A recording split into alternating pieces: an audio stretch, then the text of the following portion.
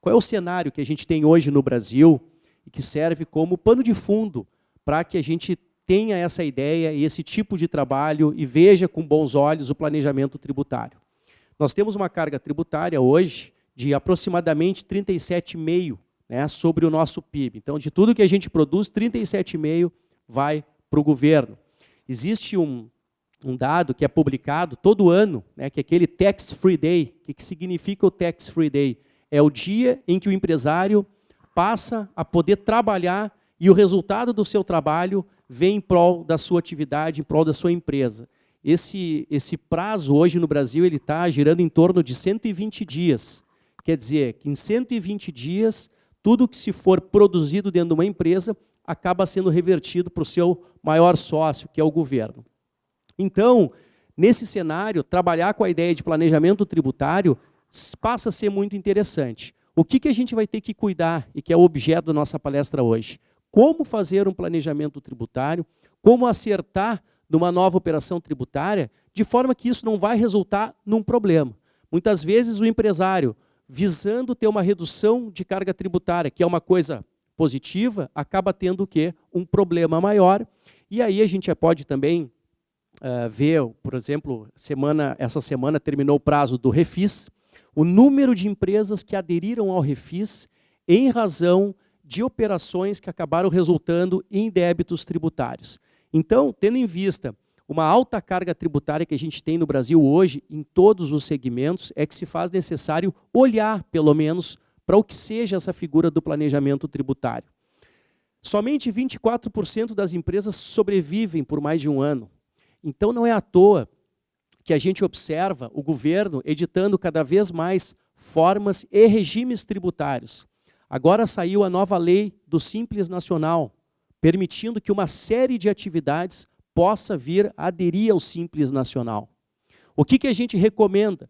Vamos fazer cálculo, vamos olhar qual é o custo da empresa, qual é a receita da empresa, qual é a margem de lucro da empresa, para ver se vão existir ganhos na mudança de um regime tributário. Então, gente, já passando para o objeto da palestra, eu quero mostrar o que hoje o fisco entende por um planejamento tributário e o que vocês podem estar trabalhando e estar pensando em relação às empresas de vocês.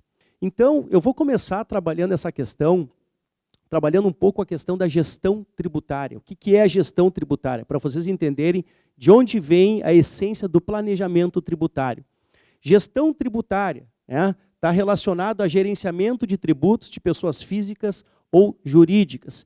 Então, já não é mais, a gente já não tem mais aquela cultura no nosso país de acatar a todas as informações que são colocadas pelo governo ou são colocadas pelos nossos escritórios, seja jurídicos ou sejam contábeis, de pagar o imposto. A gente nota que as empresas elas já estão tratando a questão tributária de uma forma mais planejada. Então, para fazer uma boa gestão tributária, é muito importante que a gente tenha um mínimo conhecimento do cenário legislativo. E aí muitos de vocês vão dizer o seguinte, mas como é que a gente vai conhecer o cenário legislativo se a gente trabalha com mais de 1000 leis sobre matéria tributária? E eu estou sendo bonzinho. A gente sabe que desde 88 até agora foram publicadas mais de 200 mil normas tributárias, todas elas estipulando obrigações para os empresários. Então, mas é muito importante que a gente conheça a legislação e que a gente conheça o cenário legislativo. A gestão tributária, então, que seria, vamos dizer assim, essa forma mais organizada de lidar com a questão tributos no Brasil, ela tem uma espécie de trabalho, que é o planejamento tributário. E isso tem sido considerado tão importante no nosso país, que nós temos, inclusive, aqui no Rio Grande do Sul, uma faculdade de tributação. E já se criou, então, uma faculdade, um projeto de ensino voltado para a tributação. Antes, a questão tributária era trabalhada onde? Era trabalhada nos cursos de contabilidade, nos cursos de direito. Nós, advogados, temos 2 semestres de direito tributário. Isso não é nada daquilo que a gente precisa, daquilo que o empresário precisa para tocar a sua empresa. Então, passando um pouco sobre essa questão mais macro da gestão tributária, eu vou mostrar 4 formas que nós vemos hoje as empresas trabalhando a questão dos tributos. A primeira delas é o que se chama de compliance, que é o atendimento à legislação e às normas infralegais. Qual é o tipo de empresa que está hoje enquadrado no compliance? É aquela empresa que, por exemplo, tem suas ações com cotação em bolsa. Essa empresa, por ela ter uma pluralidade de acionistas controlando toda a sua gestão, essa é uma empresa que não toma risco nenhum. É uma empresa que, muitas vezes, ela sequer contraria ou questiona algum tributo que está sendo colocado ou que está sendo cobrado. Então, essa empresa, ela faz o quê? Ela atende à legislação. Seja uma lei, seja uma instrução normativa, seja uma portaria. É lógico, e inclusive eu vou mostrar aqui, vou citar alguns casos de grandes empresas que fizeram planejamentos tributários, empresas com cotação em bolsa. Mas só para a gente poder entender um pouco, de uma forma didática, a empresa que faz compliance é aquela que atende à legislação tributária. Bom, segundo grupo de empresas, aquelas que já começam, que já têm um pouco mais de questionamento em relação ao tributo no Brasil. Essas empresas, ao invés delas adotarem um procedimento mais arriscado, elas, antes de modificarem a sua operação, de modificarem as suas atividades ou de fazer uma reestruturação, o que elas fazem? Elas fazem consultas à legislação federal, municipal e estadual. Essa é uma forma hoje, pessoal, de gestão tributária. Qual é? Ao invés de eu definir, olha, minha carga tributária vai ser essa, eu quero entender melhor isso. E eu quero ver se no meu caso concreto eu tenho que pagar esse tributo. Existe um procedimento, que é um processo administrativo, que a empresa pode protocolar na Receita Federal, Estadual ou Municipal. E aí o fisco fica encarregado de dizer para ele se ele tem que pagar aquele tributo. Essas empresas que fazem consultas administrativas, e muitas vezes essas consultas elas são mais rápidas, algumas são mais lentas, vai depender do tipo de caso, elas acabam tendo uma segurança muito interessante. Por quê? Porque a consulta administrativa, pessoal, ela é um tipo de procedimento que vincula aquele procedimento, aquele tributo, ao ente fiscalizatório. Então, com base em consultas, algumas vezes eu posso ter uma empresa que recolhe determinado tributo e outra empresa que não recolhe aquele tributo. No caso da industrialização, a gente vê muito esse expediente de consultas administrativas para classificação fiscal do IPI. A gente sabe que o IPI hoje tem, vamos dizer assim, uma norma, que é a TIP, que ali elenca todas as espécies, todos os produtos, as suas NCMs. E isso, muitas vezes, é difícil que se possa fazer um enquadramento correto. O que a gente usa nesse caso? Bom, eu tenho uma alíquota de 15% do IPI e eu tenho uma outra alíquota de 10% do IPI. Eu vou escolher a de 10% porque ela é mais econômica? Não. Se eu fizer isso, eu posso correr o risco de ter que pagar essa diferença com juros e com multa. Qual é o procedimento mais adequado nesse caso? Se existe uma dúvida de enquadramento, que se faça uma consulta fiscal à Receita Federal para que a Receita diga qual é o enquadramento mais correto. Bom, pegando essa empresa que recebeu essa consulta fiscal, e aí ela tinha como interesse que a classificação dela no IPI ficasse na alíquota de 10%, porque ela acredita que aquele produto é classificado naquele item. Mas a Receita publicou a consulta, respondeu para ela, dizendo que não, o teu enquadramento é no item tal e a alíquota ali é de 15%. O que ela pode fazer? Ela vai buscar o judiciário. Algumas não buscam, outras buscam o judiciário através de medidas judiciais, questionando e tentando forçar o seu enquadramento naquele item com aquela alíquota menor. Isso é planejamento tributário? Gente, isso é uma forma de fazer planejamento tributário. Uma outra forma, e aí essa talvez seja assim aquela mais conhecida por todos, é aquela empresa, que aí é o planejamento tributário puro, que é o seguinte, a empresa busca uma assessoria, busca uma consultoria, ou isso pode se dar inclusive internamente, e determina um novo enquadramento, faz uma alteração na sua atividade de forma a que isso resulte numa carga tributária menor. Isso está errado, isso está certo? Gente, é isso que nós vamos ver hoje. fazer planejamento tributário é uma atividade legal, é uma atividade ilícita.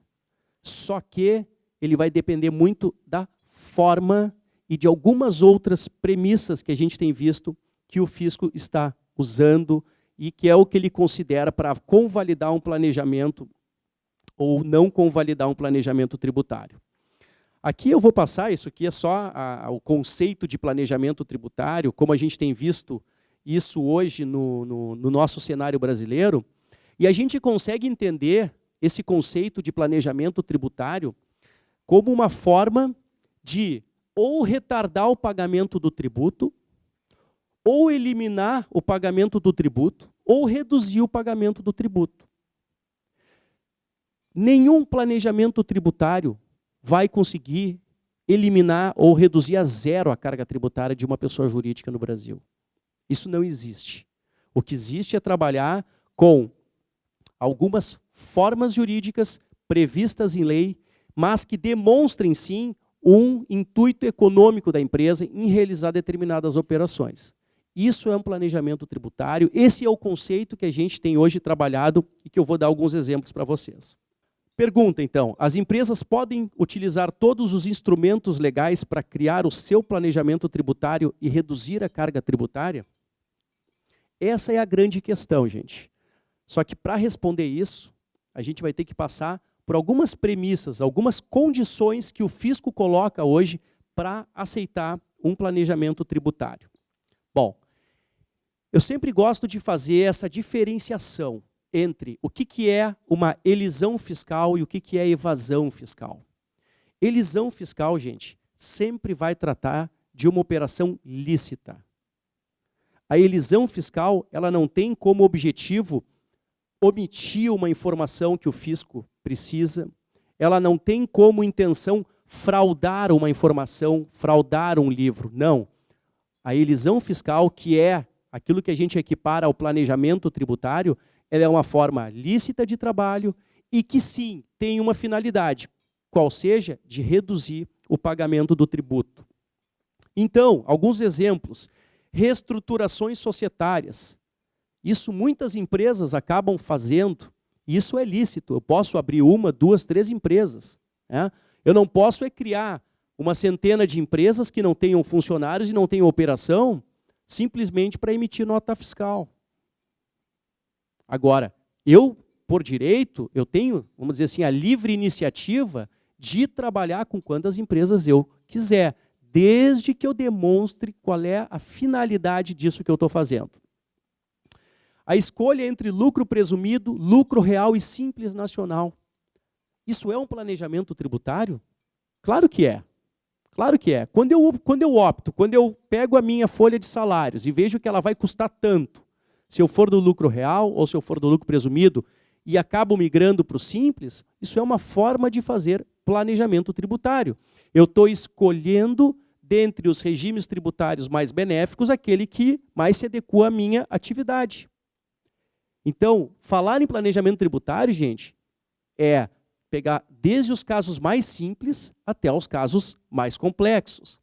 Estabelecimento em localidades com benefícios fiscais. Nós vamos tratar hoje do caso que foi o paradigma no Brasil e que foi o que cutucou o Supremo Tribunal Federal com essa questão de planejamento tributário, que decorreu de uma empresa que abriu uma sede para fazer importações por determinado estado que tinha benefícios fiscais. No entanto, essa empresa, essa sede era uma sede que figurava mais como uma sede, não vamos chamar de fantasma, mas era uma sede formal. Ela não tinha funcionários, ela não tinha operação nenhuma, mas foi criada para poder aproveitar o benefício fiscal. Então, elisão fiscal ou elisão tributária é trabalhar com planejamento tributário, que é uma operação lícita, legal, que vamos dizer assim, tem tudo para dar certo. Já a evasão fiscal, né, é um conceito que a gente ouve muito por parte dos fiscos. A evasão fiscal, ela sempre se utiliza de artifícios para reduzir ou eliminar o custo tributário. Só que são artifícios ilegais, são artifícios que simulam operações.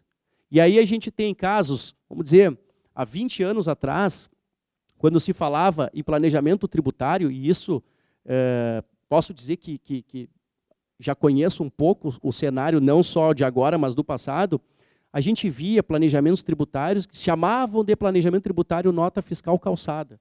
Isso não é planejamento nenhum, isso aí é uma fraude. Adulteração de livros contábeis. Uma vez eu ouvi um colega falando assim, não, o meu planejamento, né, quando fala o meu planejamento, a gente já tem que desconfiar. O meu planejamento ele é um planejamento pré-contábil. Eu fiquei super curioso, o que é um planejamento pré-contábil? Não, é que eu separo algumas coisas que não vão para a contabilidade, então ele é pré-contábil. Eu olhei para ele e disse assim, só que esse teu planejamento, o que tu tira, tu sabe que ele pode depois voltar, inclusive com reflexos criminais, né? Então, pessoal, vamos falar em planejamento tributário? Vamos, mas vamos falar em planejamento tributário sério. Em planejamento tributário que tem um propósito, que vá reduzir a carga tributária, mas que não seja nenhum planejamento ou operação que cause algum tipo de fraude à lei. Só que essa questão de elisão e de evasão, muitas vezes ela é tênue. O que é? Um procedimento que é lícito, que não frauda a lei, que não é simulado, de um procedimento que é simulado. E aí, pessoal, vem uma questão que nós não vamos hoje conseguir terminar a sua análise, mas eu posso fazer uma operação com o único intuito de reduzir tributo? Essa é uma questão. Talvez no final dessa palestra, a gente tenha algumas coisas mais esclarecidas para responder essa questão, mas eu digo para vocês, assim, é uma questão que não está respondida ainda no Brasil. O judiciário já se debruçou sobre isso, isso não está respondido ainda. Eu posso fazer um planejamento tributário com o único intuito de reduzir a carga tributária? Essa é uma pergunta que não tem resposta. E na minha concepção, essa é a pergunta. Essa é a pergunta. Bom, só para a gente finalizar essa primeira parte sobre evasão e elisão fiscal. O que a gente observa nesse quadro que a gente montou? A gente montou um quadro com características de cada uma dessas operações. No caso da elisão fiscal, qual é o motivo que leva a se fazer? Não pagar o tributo, pagá-lo a menor ou postergar o pagamento de um tributo. No caso da evasão fiscal, olhem que o motivo é o mesmo. O motivo é o mesmo. Eu também não quero pagar aquele tributo, ou quero retardá-lo, ou quero pagar a menor. Então, se a gente fosse pegar só a motivação entre elisão e evasão, tu não tem como punir um ou punir o outro. Está dentro, vamos dizer assim, da essência humana, querer ter um benefício em relação a uma possibilidade que ele está vendo. Ninguém quer pegar o caminho mais longo. Querem pegar o caminho que é o melhor caminho. Meios para se fazer. Aqui a gente já vê a grande diferença. No caso da elisão fiscal, eu vou adotar meios lícitos. E no caso da evasão, meios ilícitos.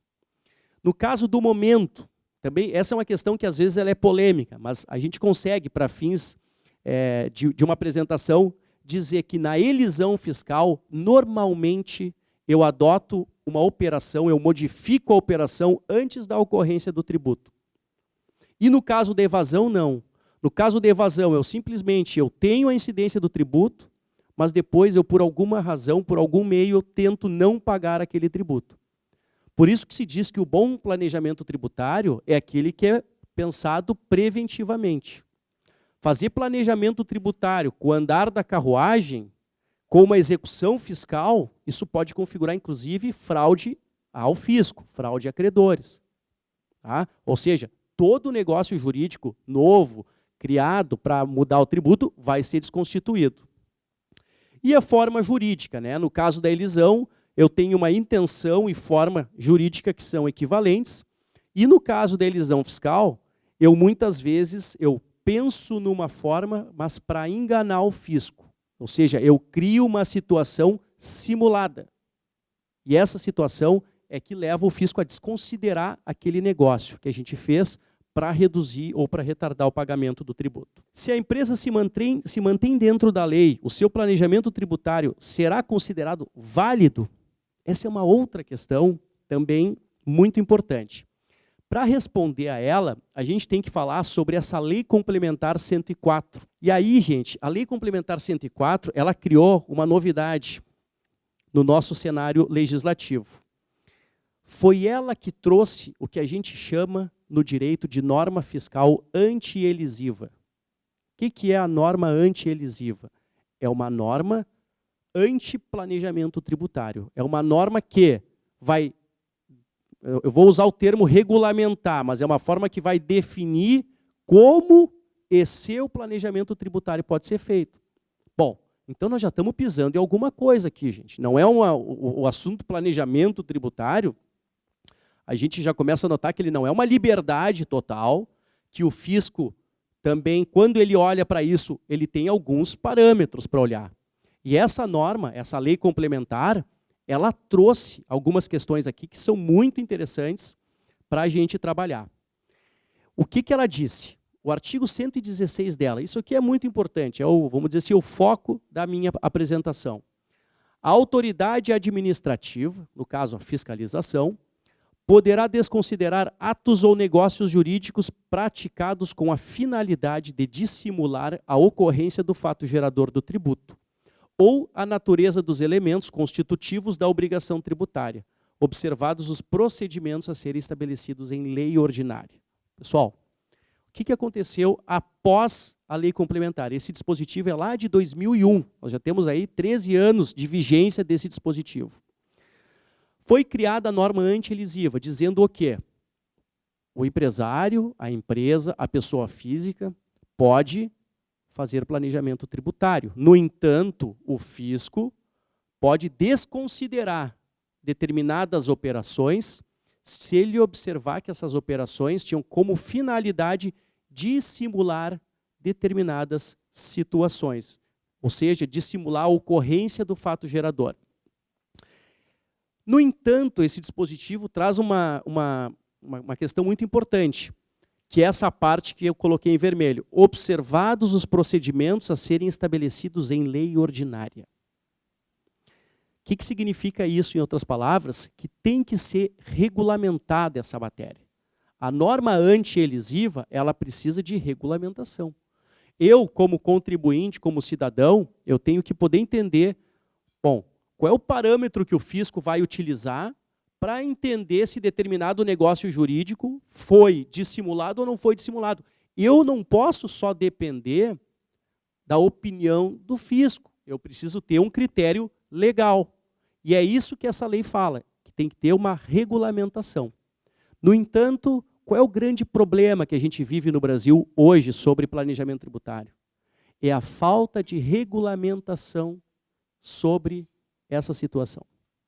Ainda não foi regulamentada a norma anti-elisiva, então a gente ainda, vamos dizer assim, estamos pisando numa situação de planejamento tributário que vai depender da jurisprudência do CARF, do judiciário, ou seja, de órgãos julgadores. Hoje quem diz se um planejamento tributário está certo ou está errado, não é a lei. Hoje quem diz isso são os órgãos julgadores. São os conselhos administrativos, são os tribunais administrativos e os tribunais judiciais. Então, aqui, só para dar um exemplo para vocês do que aconteceu em 2002. Notem que a norma que tentaria regulamentar o planejamento tributário veio em 2001. E em 2002, através de uma medida provisória 66, se tentou regulamentar o planejamento tributário, se tentou regulamentar essa norma anti-elisiva. Eu vou ler para vocês, porque vocês não vão enxergar. Mas o que dizia a regulamentação?